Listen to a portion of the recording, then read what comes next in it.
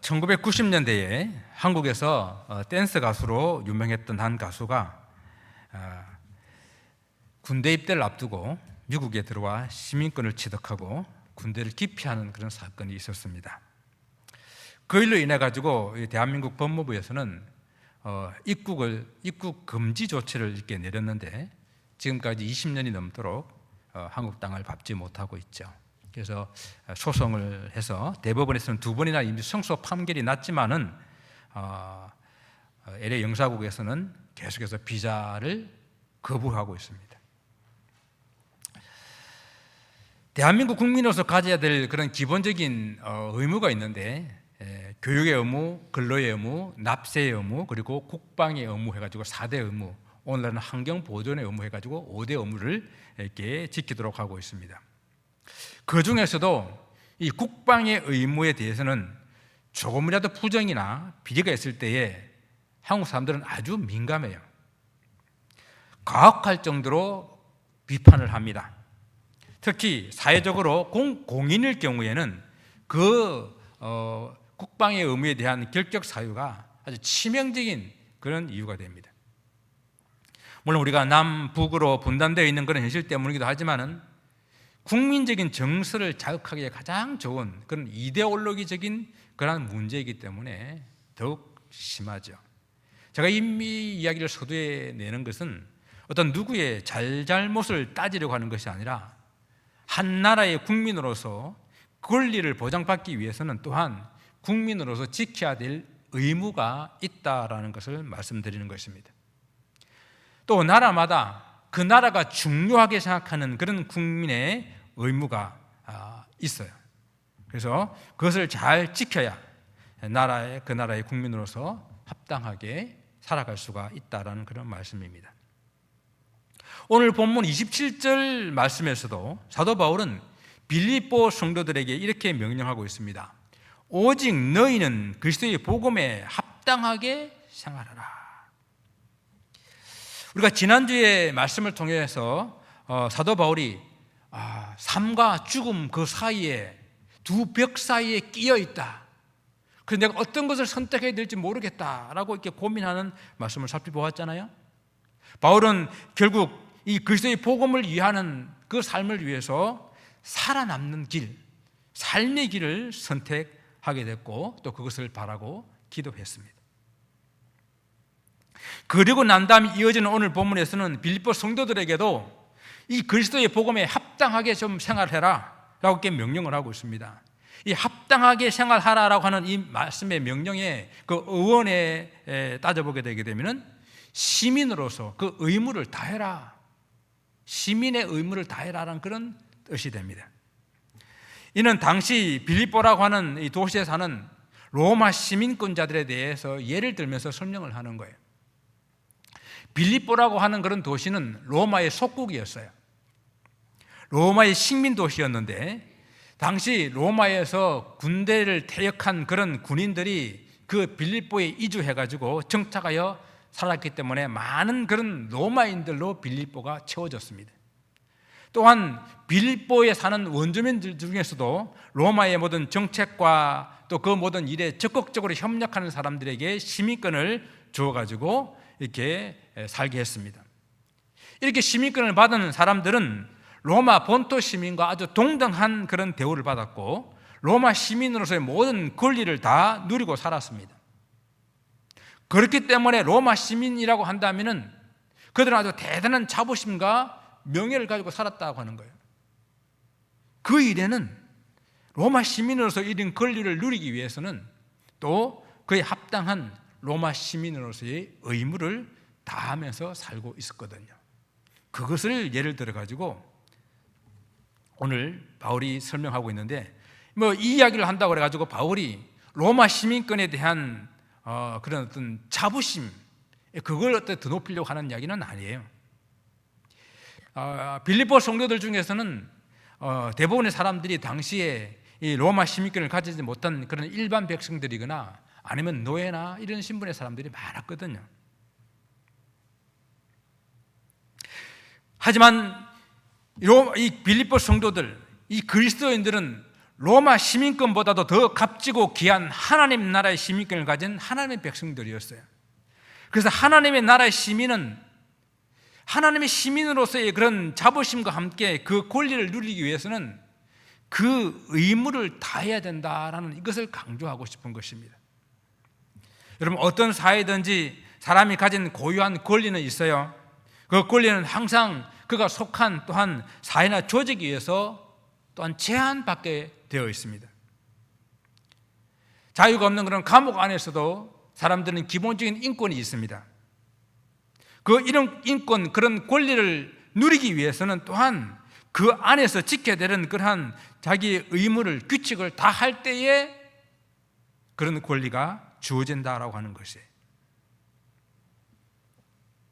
하나님의 백성들은 그리스도의 복음이라고는 하나님의 법을 지키는 사람들입니다. 그렇기 때문에 그리스도의 복음에 대한 의무를 다할 때에 하나님 나라의 백성으로 살 수가 있다라고 하는 것입니다. 그렇다고 하면 오늘 이 사도 바울이 말하고 있는 그리스도의 복음에 합당하게 생활하는 것, 그것은 무엇을 말하는 것인지를 우리 한번 생각해 봅니다. 사도 바울은 먼저 한마음 한뜻으로 이 복음에 협력하는 그런 삶을 우리에게 명령하고 있어요. 바울이 지금 비록 감옥에 있지만은 그는 늘 빌립보 성도들이 어떻게 생활하는지 그에 대한 소식에 귀를 기울이고 있었습니다. 바울이 감옥에 나와 빌립보 성도들을 만나서 눈을 보는 때나 아니면 감옥에서 그들을 만나지 못하지만은 그들의 소식을 귀로 들을 때나 늘 그들의 이 사도 바울의 마음은 빌립보 성도들에게 있었어요. 빌립보 성도들이 그리스도의 복음에 합당한 생활을 하기 위해서 사도 바울이 간절히 바라고 명령하는 것은 너희들이 한 마음 한 뜻을 가져야 된다. 교회는 그리스도의 몸을 이루는 공동체잖아요. 공동체가 세워지기 위해서는 무엇보다도 서로 마음이 하나가 되고 뜻이 하나가 되는 것이 중요합니다. 여러분, 바닷가에 흩어진 수천 수만의 모래보다는 단단하게 뭉쳐진 하나님 조약돌이 더 강하거든요. 오늘 본문의 이 말씀은 너희가 한 마음 한 뜻으로 서서라고 이렇게 이야기를 하고 있어요. 한 마음으로 함께 서라라고 하는 이야기는 사도 바울이 이 서다라는 말을 하게 될 때는 당시 이 빌립보에 있는 그 군인들을 생각하면서 이 말을 쓰고 있는 거예요. 군대가 적을 향하여서 이 대오를 벌리고 그리고 굳게 서서 어떤 치열한 전투가 벌리더라도 그 대오를 이탈하지 않고 물러서지 않는 그 모습, 굳게 서 있는 그 모습을 바라보며 너희는 한마음 한뜻으로 서 있으라라고 말하고 있는 거예요. 복음을 위한 영적 전투에서도 이렇게 한 마음과 한 뜻으로 서 있는 것이 무엇보다도 중요합니다. 그래서 바울은 다른 서신에서도 이런 통일한 이야기들을 하고 있는데요. 고린도전서에서는 깨어 믿음에 굳게 서서 남자답게 강건하라라고 이렇게 권면을 하고 있어요. 또한 갈라디아서에서도 그리스도께서 우리를 자유롭게 하려고 자유를 주셨으니 그러므로 굳건하게 서서 다시는 종의 멍에를 매지 말라라고 말합니다. 하나님의 시민이 되었다고 하는 것은 예수님이 그리스도의 보혈로 말미암아 모든 죄에서부터 자유케 되었고 그래서 그 자유를 누리는 그런 삶이라는 것이거든요. 그 자유를 누리고 지키기 위해서는요, 찾아오는 수많은 죄의 유혹과 공격으로부터 그것을 자기를 지켜내야 되는 거야. 굳게 서서 지켜내야 되는 거예요. 또한 데살로니가 성도들에게도 말합니다. 형제들아, 굳건하게 서서 말로나 우리의 편지로 가르침을 받은 전통을 지키라. 그 유명한 하나님의 전신갑주를 입으라고 말하는 에베소서 말씀에서도 전신갑주를 입은 군인으로서 굳게 서라고 명령하고 있는 거예요. 이와 같이 사도 바울은 여러 서신에서 그리스도인들을 향한 치열한 그런 공격 앞에서 흔들리지 말고 불굴의 용기를 가지고 한 마음과 한 뜻이 되어서 굳건하게 서 그 전투에 임할 것을 명령하고 있습니다. 그리고 군인이 이렇게 굳게 서는 것과 함께 더 중요한 것은 뭔가 하면은 서로 협력하는 그런 모습이에요. 여러분, 혼자 서는 것보다 서로 팔에 팔을 끼고 버티고 서면 훨씬 강력하잖아요. 외줄보다는 삼겹줄이 더욱더 강합니다. 군인들이 전쟁터에서 운명 공동체로 대의를 갖추어 서서 서 있는 그런 모습, 단체 운동 경기를 하는 그런 경기에서 마음이 하나 되고 뜻이 하나 돼서 운동하는 그런 선수들의 모습을 상상해 보면서 굳게 섰되 서로 마음을 하나로 만들어서 서로 협력하는 그런 공동체의 모습을 한번 그려보시기를 바랍니다. 여러분, 옛날에 우리가 초등학교 때에 운동회 하잖아요. 운동회 하게 되면은 천군 백군을 나눠가지고 기마전이라는 걸 합니다. 그럼 제일 덩치가 좋은 이 사람이 앞에 딱 서고, 그리고 양쪽 옆에 두 사람이 보조를 하고, 그리고 좀 가볍고 날렵한 사람이 위에 기수가 되어 타요. 그렇게 탄 그런 기수들이 이 왕을 태운 그 기수를 중심으로 해가지고 대의를 정리하고 있는 그런 모습 한번 상상해 보십시오. 그리고 준비된 그 사람들이 상대편을 향하여 함성을 지르며 사기 충천해 있는 그런 모습, 이런 모습이 바로 오늘날 기독교 공동체가 우리를 향해 오는 모든 적들을 향해서 대적하는 그런 모습입니다. 그래서 한 마음으로 굳게 서고 한 뜻으로 서로 협력한다고 하는 것은 바로 우리가 굳게 뭉쳐서 함께 투쟁하는, 싸우는 그런 모습을 말하는 그런 의미입니다. 그리스도인들이 복음에 합당하게 살아가기 위해서 여러분, 끊임없이 공격하고 위협하고 유혹하는 적들을 향해 서로 마음이 하나 되고 한 뜻이 되어서 연합하여 굳게 대적해야만 한다라고 하는 것입니다. 저는 교회가 이런 공동체의 모습을 가졌으면 좋겠습니다. 교회가 얼마나 크냐, 얼마나 많은 사람들이 나오느냐, 그것이 중요한 것이 아니라 정말 서로 마음이 하나가 되어 있느냐, 서로 뜻이 하나가 되어서 서로 협력하는 것은 공동체냐, 이것이 정말로 중요하거든요. 여러분, 솔직히 우리가 작은 교회인데 작은 교회의 장점은 뭐겠습니까?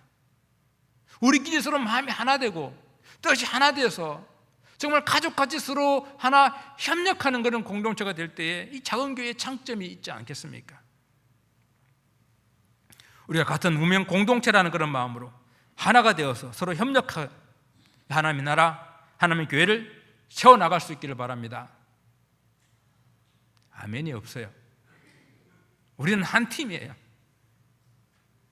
믿습니까? 우리는 한 팀입니다. 바울이 빌립보 성도들에게 또 듣고 싶은 소식이 또 하나 있었는데요, 그것은 그들의 용기 있는 그런 모습이었습니다. 오늘 본문 28절에 보게 되면요, 무슨 일에든지 대적하는 자들 때문에 두려워하지 아니하는 이 일을 듣고자 함이라 그랬어요. 실제로 세상에는 성도들을 대적하는 그런 세력들이 너무도 많아요. 오늘 본문에서 대적하는 이 대적자들이 누구인지를 구체적으로 말하고 있지 않지만은 우리가 한번 생각해 볼 수 있는 건 1차적으로 세상에 있는 믿지 않는 그런 불신자, 교회 밖에서 성도들을 박해하는 그런 불신자들이라고 볼 수가 있어요. 빌립보 도시가 로마의 식민 도시였기 때문에 로마의 직접적인 그런 영향 아래에 있었습니다. 그 이야기는 뭔가 하면은 로마 황제가 아닌 그 어떠한 것들도, 어떠한 사람도, 어떠한 것들도 신으로 섬기서는 안 된다라고 하는 것이죠. 그런데 예수 그리스도를 로마 황제가 아니라 예수 그리스도를 주로 고백하는 그런 성도들, 바로 박해의 대상이 됐다라고 하는 것입니다. 핍박의 대상이 됐다라고 하는 거예요. 또 우리가 알고 있는 로마는 얼마나 향락과 쾌락의 그런 문화에 찌들은 그런 사회입니까? 그곳에서 성도들이 믿음을 지킨다고 하는 것은 큰 유혹이 늘 상주하는 그런 곳이었습니다. 로마의 박해라고 하는 것은 단순히 그냥 우리를 미워하고 싫어하는 정도가 아니라 예수님을 주로 고백하는, 예수님을 주로 믿고 살아가는 그 삶이 바로 로마를 향한 반역의 행위가 되기 때문에 그들은 모든 생활의 어려움뿐만 아니라 실제적인 목숨의 위협을 받는 그런 고난이었습니다. 또 이런 믿지 않는 불신자들뿐만 아니라 성도들에 대한 그런 대적자들은 교회의 영역 안에 들어와 있는 유대 율법주의자들이라고 볼 수가 있어요. 이들이 복음을 대적하는 일은 교회에 더욱더 치명적인 그러한 위험이 되었습니다. 믿는 성도들의 믿음을 혼탁하게 만드는 거예요. 믿음으로 굳게 서지 못하게 합니다. 사실 외부의 적보다도 이 내부의 적, 이게 더 사람들 힘들게 하는 거거든요. 사도 바울은 얼마나 힘들게 했습니까? 이들은 교회 안에 있기 때문에 그들도 그리스도의 구원을 믿어요. 하나님의 말씀을 믿습니다. 그런데 그리스도의 십자가와 함께 율법도 지켜야 구원을 얻는다. 할례를 받아야 된다. 인간의 노력과 수고로 구원을 얻을 수 있다라고 이렇게 혼합된 믿음을 교회 안에 퍼뜨리고 있으니까 이 유혹에서부터 교회가 흔들리고 있는 거예요. 이러한 유혹은 오늘날 여전히 계속되고 있습니다. 진리와 비슷한 타락된 진리, 그런 진리를 가지고 교회를 희석시켜서 병들게 하고 타락하게 만들고 있다고 하는 거예요. 오늘 사도 바울은 대적자들이 그 누구이든지 그들이 그 어떤 무엇으로 대적하든지 상관없이 그것들을 두려워하지 말라라고 명령합니다. 여러분, 여기 두려워한다는 말은요, 뜻하지 못하고 예상치 못한 일이 갑자기 생겨가지고 놀라가지고 허둥대며 도망치는 그런 모습을 말하는 거예요. 바울은 오늘 이 대적자들의 공격이나 유혹이 아무리 강하더라도 먼저 말씀드린 것처럼 대오를 정하고 굳게 서서 서로 마음과 뜻을 합하여서 서로 협력하여 대적하게 그를 두려워하지 말라라고 명령하고 있는 것입니다. 이렇게 담대한 모습을 가지고 서 있는 것이 바로 오늘날 그리스도인들의 모습이 되어야 된다는 거예요. 여러분, 그리스도인들의 이러한 담대한 모습은 바로 이 그리스도인들을 대적하는 대적자들에게는 멸망의 증거가 되고, 그리고 이 하나님을 믿는 우리들에게는, 빌립보 성도들에게는 구원의 증거가 된다고 그랬어요. 이 담대함이 어디서부터 왔기 때문에 그렇습니까? 하나님께로부터 왔기 때문에요. 하나님께 주신 담대함으로 서 있기 때문에 대적하는 사람들에게는 그 대적이 곧 그들에게는 멸망이 될 것이고, 그리고 굳건하게 서 있는 이 사람들에게는 우리는 구원을 받은 사람들이라고 하는 분명한 증거가 된다라고 하는 것입니다. 하나님께로부터 온 이 확실한 담대함입니다. 성도의 담대함, 그는 하나님으로부터 난 것이기 때문에 어떤 대적자들이든 그 대적이 무엇이든 상관없이 두려워하지 말고 담대하게 서 있을 수 있는 것입니다. 이것이 바로 예수 그리스도의 깃발, 그 깃발 아래 서 있는 십자가 군병들의 모습입니다. 그리스도는 이미 이 싸움에서 승리하셨습니다. 이미 승리하신 그리스도의 편에 담대한 모습으로 대적자들 향해 서 있는 모습, 그리고 그 대적자들 향해서 멸망을 선포하고 있는 그 모습, 그 모습이 그리스도인들의 모습이 되어야 할 것입니다. 로마 이 트라야누스라는 황제, 13대 황제인데요, 이 황제 때에 아주 심한 박해가 있었고, 이 박해 때에 안디옥 교회 감독이었던 이그나티우스라는 감독이 있었습니다. 이 감독이 이제 붙잡혀가지고 안디옥에서 로마로 호송을 당했습니다. 이제 사형을 선고받고 원형 경기장에 끌려 나왔어요. 이제 곧 맹수의 사자의 밥이 될 그런 순간입니다. 그때 집행관이 말합니다. 지금이라도 그리스도를 부인하는 말 한마디만 하면은 살려주겠다라고 그랬습니다. 그때에 이그나티우스는 자기를 박해하는 그 사람들을 바라보고, 만약 기독교의 이 모든 진리가 허무맹랑한 거짓이라면 내가 무엇 때문에 여기 이 고통을 당하고 있겠습니까? 이 진리가 거짓이라면 내가 무엇 때문에 이런 고통을 당하겠습니까? 이것이 거짓이라면 무엇 때문에 내가 내 몸을 사자의 밥이 되도록 내어주겠습니까? 그는 담대하게 이 예수 그리스도를 부인하는 것을 거부하고 믿음을 고백함으로 사자 앞에 던져져 죽음을 당했습니다. 복음의 진리에 대한 확신을 가지고 있었기 때문에, 사망 권세를 이기시고 승리하신 주님 편에 서 있었기 때문에 비록 사자의 밥이 된다 하더라도 두려워하지 않았던 믿음의 선조들입니다.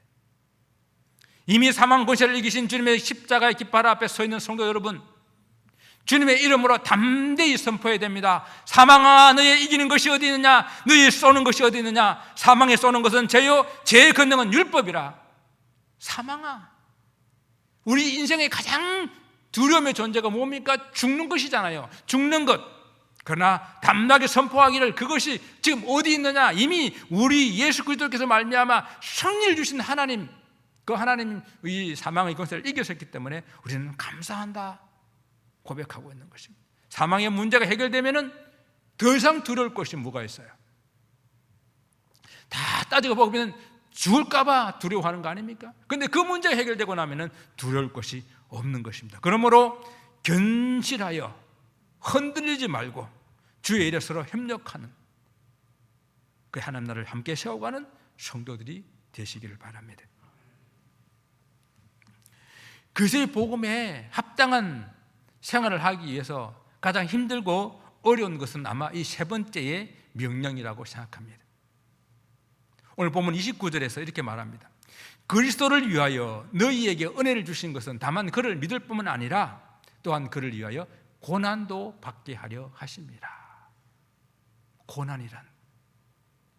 고난이라는 문제, 이것을 예수 그리스도를 믿고 난 다음에, 구원 얻고 난 다음에 끊임없이 우리에게 찾아오는 이 문제가 우리는 어렵습니다.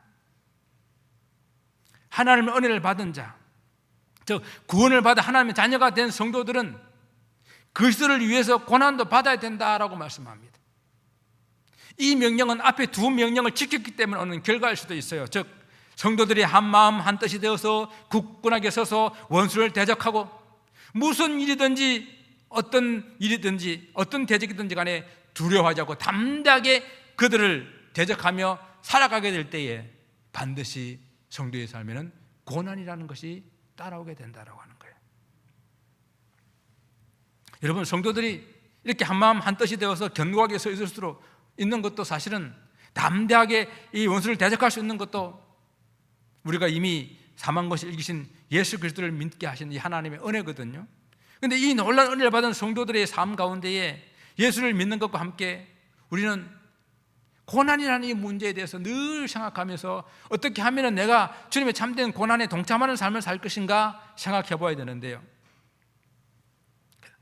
우리가 경건하게 살고자 하면 고난의 문제가 늘 따라온다고 말씀하시는데 왜 그런지 한번 생각해 보시기 바랍니다. 사단은 사람들이 서로 속고 서로 다투고 서로 원망하고 불평하고 살기를 원합니다. 그런데 성도들은 경건하게 살려고 믿음으로 서로 용서하고 이해하고 사랑하고 감사하고 살고 있으니 얼마나 믿겠어요. 그러니까 어떻게 해서라도 그들을 믿음에서 떨어뜨리게 하려고 온갖 수단과 방법을 다 동원해서 박해를 합니다. 그래서 바울은 디모데에게 자신이 복음을 위해서 갇힌 것, 내가 이 복음 때문에 갇혔기 때문에 내 갇힌 것 이거 너 부끄러워하지 말아라. 그러면서 오직 하나님의 능력을 따라 너도 복음과 함께 고난을 받아라 라고 디모데에게 말하고 있어요. 내가 만일 그리스도의 좋은 군사, 좋은 병사라고 한다면 나와 함께 고난을 받아야 된다라고 명령하는 거예요. 그러므로 고난을 받는다고 하는 것은 내가 그리스도의 복음에 합당하게 살아가고 있다라고 하는 반증이 되는 겁니다. 하나님께 은혜를 받는다고 하는 것이 내게 아무런 고난이 없는 평안하고 안락한 생활이 된다라고 그렇게 여겨서는 안 됩니다. 오히려 고난은 내가 하나님의 사랑을 받고 있다고 하는 그런 정표예요. 바울은 믿음과 고난이 하나님의 선물이라고 말하고 있고요, 성경에 나오는 많은 믿음의 사람들 중에 고난이 없었던 사람이 있으면 한번 말씀해 보세요. 믿음의 사람 중에 고난 없는 사람이 있었는가? 구원받은 성도에게 있어서도 고난은 믿음의 연단이요, 그리고 성숙하게 자라나는 그런 과정입니다. 여러분, 아브라함이 그랬고요, 이삭이 그랬고요, 그리고 야곱이 그랬고 요셉이 그랬습니다. 우리 다윗이 그랬고, 다윗의 자손 오신 메시아로 오신 예수 그리스도까지 고난의 삶이었습니다. 그래서 예수 그리스도를 믿는 제자들도 그렇게 고난받으며 살았고 바울이 그렇게 살았습니다. 그 바울이 이제 우리에게 이렇게 명령하고 있는 거예요. 너희에게도 그와 같은 싸움이 있으니 너희가 내 안에서 본 바요 이제도 내 안에서 듣는 바니라. 빌립보 성도들이 이미 바울이 어떻게 복음을 전하다가 어떤 고난을 받았는지, 그 고난 속에서 어떻게 합당하게 믿음으로 선한 싸움을 싸웠는지 그들은 보고 듣고 알았습니다. 이제는 사도 바울이 빌립보 성도들도 그렇게 복음에 합당하게 서 있는 그런 모습을 보기를 원하는데, 초대교회 성도를 위시한 모든 성도들이 이런 고난 속에서 두려워하지 말고 그 믿음을 쌓아나가기를 바랄 뿐만 아니라 오늘 살아가는 저와 여러분들에게도 동일하게 이 믿음의 선한 싸움을 싸우기를 원하는 것입니다. 사랑하는 성도 여러분, 우리는 영적 싸움 앞에 놓여 있습니다. 비록 그렇다 하더라도 우리는 이렇게 서로서로 다짐하며 고백해야 됩니다. 오직 그리스도의 복음에 합당하게 살아갑시다. 성도로서 살아가야 할 유일한 방법이 된다는 그런 의미에서 오직이라는 이 단어로 시작합니다. 오직, 다른 길이 없다고 하는 거예요. 오직 그리스도의 복음에 합당하게 생활하는 것, 이거밖에 없다고 하는 것입니다. 그런데 이 일이 혼자서는 안 되기 때문에 우리가 한 팀이 되어서, 한 마음 한 뜻이 되어서 서로 팔에 팔을 끼고 견고하게 서 있어야 됩니다. 그래서 어떤 유혹이든 어떤 핍박이든 우리는 두려워하지 말고 담대하게 싸워내야 됩니다. 우리의 이 담대함은 하나님께로부터 오는 구원의 확신, 그 확신에서 오는 것입니다. 이미 사망 권세를 이기신 예수 그리스도의 편에 서 있기 때문에, 그 깃발 앞에 서 있기 때문에, 그분이 우리의 대장이시기 때문에 우리는 더 이상 두려워할 필요가 없다라고 하는 것입니다. 예수 그리스도의 복음에 합당한 삶은 하나님 놀라운 은혜이긴 하지만은 여전히 우리 삶 가운데에 고난이 있습니다. 그러나 그 고난을 겁내지 말고 피하지도 말고 맞닥뜨려야 합니다. 고난은 더 큰 은혜의 선물이라는 사실을 기억하시고, 예수 그리스도도 그렇게 싸웠고 바울도 그렇게 싸웠고, 그 선한 영적 싸움, 우리의 믿음의 선조들이 그렇게 싸워와서 우리에게 물려준 이 믿음의 신앙의 유산을 또 우리도 선한 싸움 다 싸워서 우리 후손들에게 물려주어야 하지 않겠습니까? 우리가 그리스도의 복음에 합당한 생활을 하는 게 이 길밖에 없다는 사실을 기억하시고 늘 말씀과 기도와 찬양의 삶을 사시고, 혼자서는 안 되시기 때문에 함께 하시고 또 서로 이렇게 기도하면서 이겨나가시는 그런 성도들이 되시기를 주님의 이름으로 축원을 드립니다. 기도하겠습니다.